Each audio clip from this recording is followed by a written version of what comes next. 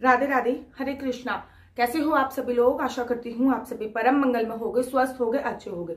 सर्वप्रथम आप सभी को मोक्षदा एकादशी की अनंत और अनंत शुभकामनाएं। एकादशी जीते जी तो आपको सभी सुख प्रदान करती है, मरने के उपरांत भी मोक्ष की प्राप्ति करती है। मोक्षदा एकादशी का फल अगर अपने पितरों को समर्पित कर दिया जाए तो आपके पितरों का भी मोक्ष प्रदान हो जाता है, चाहे यमदूत की उनको कितनी भी पीड़ा भुगतनी पड़े। मोक्षदा एकादशी 23 तारीख को बड़ी धूमधाम से बनाई गई है। 23 दिसंबर को अब बारी है मोक्षदा एकादशी के व्रत का पारायण का। देखिए, एकादशी का व्रत तब तक संपूर्ण नहीं माना जाता जब तक एकादशी के व्रत में पारायण समय पर ना हो। अगर एकादशी के व्रत में पारायण समय पर ना हो तो एकादशी का व्रत आधा अधूरा माना जाता है। कोई लोग क्या करते हैं, एकादशी का व्रत तो करते हैं लेकिन पारायण नहीं करते हैं। अगर आप पारायण समय पर नहीं करोगे तो आपका एकादशी का व्रत जो होता है वो पूरा अधूरा माना जाएगा, कंप्लीट व्रत की श्रेणी में नहीं आता। फॉर एग्जाम्पल, जब आप वैष्णो देवी जाते हो और आपने भैरव बाबा के दर्शन नहीं करे तो आपकी यात्रा असफल मानी जाती है, आधी अधूरी मानी जाती है। ठीक इसी प्रकार से अगर आप एकादशी का व्रत कर रहे हो और आपने व्रत का पारायण सही समय पर नहीं किया तो आपका व्रत जो है वो आधा अधूरा माना जाता है। और शास्त्र बोलते हैं आधा अधूरा व्रत रखने से आपको नुकसान होता है, कोई फायदा नहीं होता। इससे अच्छा तो रखो ही मत, लेकिन हमेशा व्रत को संपूर्ण करना चाहिए। पारायण का अर्थ ये नहीं है कि आपने व्रत को बिल्कुल खत्म कर दिया, अब आपको व्रत रखने की जरूरत नहीं है। पारायण का अर्थ होता है व्रत का विश्राम करना।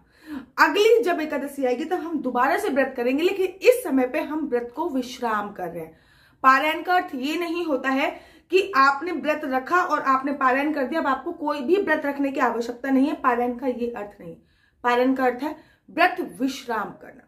हर एकादशी पे पारायण का पर्टिकुलर एक समय होता है कि हाँ, हरिवासन समय से बाद में ही पारायण होता है। हरिवासन समय एक द्वादशी तिथि उग जाती है, द्वादशी तिथि का उदय हो जाता है, उसको छोड़ के उदय हो जाता है, तब उस समय को छोड़ के जो दूसरा समय आता है उसको हरिवासन का समय बोलते हैं। हरिवासन के समय में कभी भी व्रत का पारायण नहीं करना चाहिए।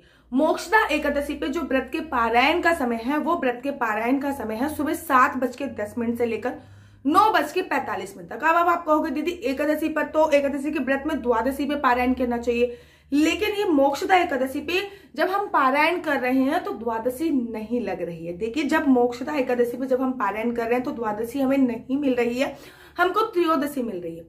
अगर शास्त्रों में ऐसा वर्णन आया है कि अगर हम त्रयोदशी पे व्रत का पारायण करते हैं तो हमको भगवान विष्णु की कृपा तो प्राप्त होती ही होती है, व्रत पारायण करने पे भगवान शिव की कृपा भी प्राप्त हो जाती है।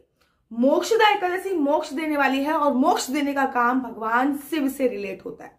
देखिए कितनी अच्छी वो है। 23 तारीख को एकादशी पड़ रही है और उसके बाद व्रत का पारायण त्रयोदशी पे हो रहा है और एकादशी पे भी 3 योग बन रहे हैं। अर्थात एकादशी तो है, सुबह जब आप उठोगे ब्रह्मोद के साथ आपको एकादशी मिलेगी, फिर पूरे दिन द्वादशी है और जब आप व्रत पारायण कर रहे हो तो त्रयोदशी है, अर्थात 3 योग बन रहे हैं। एकादशी का एक व्रत आप रहते हो और अगर 3 योग बन जाते हैं तो 100 व्रतों के बराबर आपको फल की प्राप्ति होती है। तो आप एकादशी मोक्षदा एकादशी के जो व्रत का आप पारायण करोगे वो करोगे 7:10 से लेकर 9:45 के बीच में कभी भी कर सकते हो। पारायण के लिए आपको कुछ कुछ बातों का ध्यान रखना बहुत ज्यादा आवश्यक है।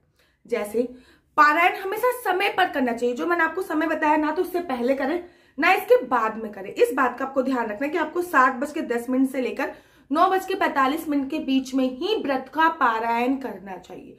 दूसरी बात मैं आपको बताती थी, दूसरी बात यह है पारायण करने से पहले आपको खुद नहीं खाना है। जैसे कि आपने खाना बनाया, लड्डू गोपाल को भोग लगाया, खा लिया, ऐसा नहीं होता है।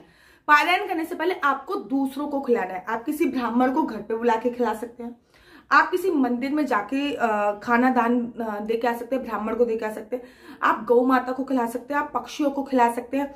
नहीं तो अगर आप ब्राह्मण जो है वो बना बनाया खाना नहीं लेते तो आप सूखा खाना भी दान दे के आ सकते हैं। अगर कुछ भी पॉसिबल नहीं है, मान लीजिए कि ब्राह्मण आपको सुबह मिल नहीं रहा, ब्राह्मण आपके घर पे नहीं आ रहा, गरीब आपको सुबह मिल नहीं रहा, गरीब आपके घर पे नहीं आ रहा, पशु पक्षी भी नहीं मिल रहे हैं, गाय माता भी नहीं मिल रही है, ठीक है, तो फिर आप क्या करें? तो दूसरा चारा है कि आप कुछ पैसे निकाल के, फॉर एग्जाम्पल आपने 11 रुपए, 21 रुपए, कम से कम 51 रुपए तो निकालिए, क्योंकि एक बार का खाना इससे कम तो कहीं आता नहीं है। ठीक है ना। ये मैं सबसे कम अमाउंट बता रही हूँ। जो रेडी पे खड़े रहते हैं वो 51 रुपए की थाली जो लगाते हैं, तो कम से कम 51 रुपए तो निकालिए, वो आप ब्राह्मण को दे सकते हैं। तो सबसे पहले आपको दूसरों को खिलाना है, उसके बाद आपको खुद खाना है, ठीक है। अगर दूसरों में कोई भी उपलब्ध नहीं है तो फिर आप पैसे निकालकर अपने हस्बैंड को खिलाइए। सबसे पहले लड्डू गोपाल को भोग लगाइए, उसके बाद फिर आप अपने हस्बैंड को खिलाइए, फिर आप खुद पारायण कर सकते हैं। पारायण करने से पहले आपको इस बात का भी ध्यान रखना है कि जब भी आप पारायण कर रहे हैं तो 7 ये विधि आप रोज भी कर सकते हैं, या फिर मतलब हर एकादशी पे भी कर सकते हैं, या फिर जो मुख्य एकादशी है, इसकी मोक्षदा एकादशी हो गई, ठीक है, देवउठनी हो गई, ठीक है, देवशयनी एकादशी हो गई, ये मुख्य एकादशी उत्पन्ना, तो उसमें भी कर सकते हैं। पारायण करने से पूर्व आपको 7 चने लेने होते हैं। जो चना जो हम खाते नहीं वो चने लीजिए, उनको बीच में से तोड़ के 14 टुकड़े कर लीजिए। भगवान के आगे सामने अपने हाथ पे रखिए कि भगवान आप मेरे 7 जन्म पहले के और 7 जन्म बाद के 14 टुकड़े करने हैं। इस प्रकार को आपको चने लेने हैं, ये इस प्रकार के आपको चने लेने हैं और गिनकर 14 लेने हैं। ये नहीं कि 1 मुट्ठी ले लिए या 2 मुट्ठी ले लिए, ऐसे नहीं होते। गिन के 14 आपको गिन के 7 चने लेने हैं। 7 चने लेने के बाद इनको 14 भागों में डिवाइड कर देना है। इसमें बीच में एक लाइन होती है तो बहुत इजीली ये 2 भागों में डिवाइड हो जाता है। देखो 2 भागों में डिवाइड हो गया। अब ऐसे ही 7 चने लेके 14 भागों में डिवाइड करके आपको हाथ पे संकल्प लेना है और बोलना है कि भगवान मेरे 7 जन्म पहले की और 7 जन्म बाद के सारे पाप आप समाप्त करो, ऐसी मैं परम मंगल में कामना करती हूँ। उसके बाद ये जो चने हैं ये पीछे फेंक दीजिए। ये कंपलसरी नहीं है, लेकिन अगर आप करोगे तो बहुत बहुत ज्यादा अनंत फलों की आपको प्राप्ति होती है और आपके जो पाप होते हैं, जो आगे के पाप है पीछे के, सब समाप्त हो जाते हैं। उसके बाद श्री हरि विष्णु का आपने जो लड्डू गोपाल को नहलाया है, उनका जो जल रखा हुआ है, सबसे पहले आप उस जल का पान कीजिए। जल का पान भी आप हाथ में जल लीजिए, उसमें एक तुलसी का पत्ता रखिए। भगवान को जो तुलसी का पत्ता चढ़ाया है वो भी रख सकते हैं। उसके बाद उसका पान कर लीजिए। वो पान आपको 7 बार करना है। उसके तत्पश्चात आप चावल से व्रत का पारायण कीजिए। चावल जो आपने लड्डू गोपाल को भोग लगाए हैं, उन्हीं से आपको व्रत का पारायण करना होता है। अब कभी कभी ऐसा होता है कि आज एकादशी का व्रत हमारा खत्म हुआ और नेक्स्ट डे हमारा दूसरा व्रत है, पारायण के दिन ही हमारा दूसरा व्रत है, तो हम व्रत का पारायण कैसे करें। ऐसी कंडीशन में आप लड्डू गोपाल के चरणों का जल पी के व्रत का पारायण कर सकते हैं और श्री हरि विष्णु से ये प्रार्थना कर सकते हैं कि आपको पता है कि मैं आज दूसरा व्रत है, तो आप इस बात को अच्छी तरीके से जानते हो, तो उनके चरणों का जो जल है, जो उनको नहलाते हैं ना, वो जल पी के आप व्रत का पारायण करें। अब किसी किसी के घर पे लड्डू गोपाल नहीं होते तो व्रत का पारायण कैसे कर सकते हैं। जब किसी के घर पे लड्डू गोपाल नहीं होते हैं तो वो व्रत का पारायण तुलसी दल और जल पीकर किया जा सकता है। और उसके बाद आप अन्न से बना अर्थात चावल खाने बहुत जरूरी होते हैं। देखिए कहते हैं एकादशी पे चावल नहीं खाते क्योंकि हमने रेंगने वाले एक कीड़े की योनि प्राप्त होती है, लेकिन द्वादशी पर चावल खा के हम इस योनि से छुटकारा पाते हैं। कभी भी हमें ये योनि प्राप्त ना हो, इसलिए द्वादशी पे चावल खाने का विशेष और विशेष महत्व होता है। तो चावल खा के ही आपको व्रत का पारायण करना होता है। लेकिन अगर आपका दूसरा व्रत हो तो आप जल पी के व्रत का पारायण कर सकते हैं। बड़े सारे लोग एकादशी का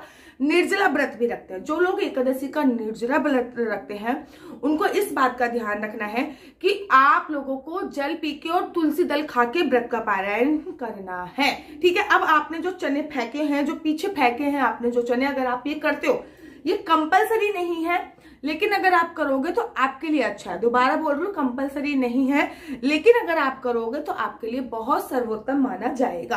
अब मैं आपको बताती हूँ, जो आपने चने फेंके हैं इसको उठाने की आवश्यकता नहीं, आपके पैरों में पड़कर झाड़ू में लग के खुद ही साफ हो जाएंगे। इसको कुछ भी करने की आवश्यकता नहीं है। द्वादशी वाले दिन आपको देखिए मूली नहीं खानी, मसूर की दाल नहीं खानी, लहसुन प्याज नहीं खाना होता है, किसी भी प्रकार की काम वासना कीड़ा को अंजाम नहीं देना होता। सुबह आपने व्रत का पारायण चावल से करा, उसके बाद शाम को एक बार भोजन और कर सकते हैं। जो आपने व्रत का पारायण करा वो भोजन की श्रेणी में नहीं आता। शाम को एक बार भोजन और कर सकते हैं। इस बात का ध्यान दीजिए, बैगन नहीं खाना, नॉनवेज नहीं खाना, लहसुन प्याज नहीं खाना, मसूर की दाल नहीं खानी होती, मूली का सेवन नहीं करना होता, पृथ्वी शयन भी करना होता है, क्योंकि एकादशी का फल तभी मिलेगा जब आप द्वादशी के संपूर्ण नियमों का पालन करेंगे। तो आशा करती हूँ आपको मेरी वीडियो अच्छी लगती होगी। अगर आपको मेरी वीडियो अच्छी लगती है तो आप अपना यूट्यूब चैनल हरि बोल को लाइक शेयर सब्सक्राइब करना बिल्कुल भी मत भूलिए। तब तक के लिए मुझे दीजिए इजाजत। राधे राधे, हरे कृष्णा, हरि बोल।